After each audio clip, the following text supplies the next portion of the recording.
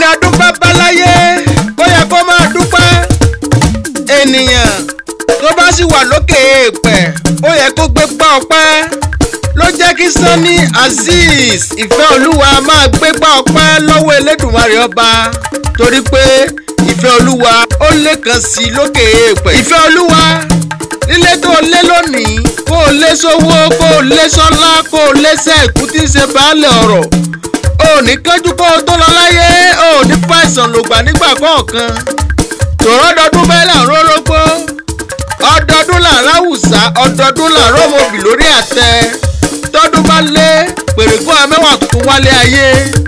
ó sọdún yìí àṣeéṣe tún ṣe ni ó máa jẹ́ lágbára Elédùà. wọ́n kì ọ́ bí ológun ẹrú o. wọ́n kì ọ́ bí oníwọ̀fà ọgbọ̀n.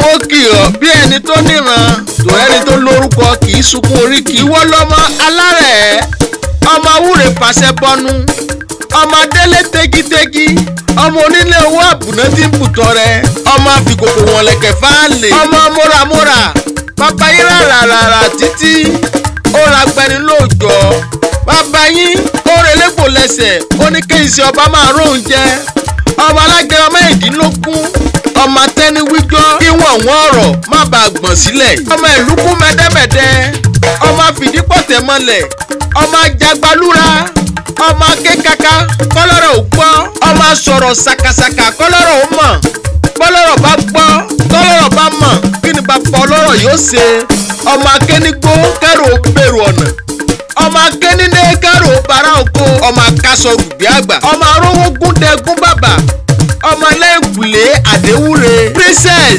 Sunny Olúwafẹ́mi aya rẹ̀ ló ní máa kí ọ wípé ìgbọ̀dún ìṣẹ́jú kan ni wàá tún ṣe míì.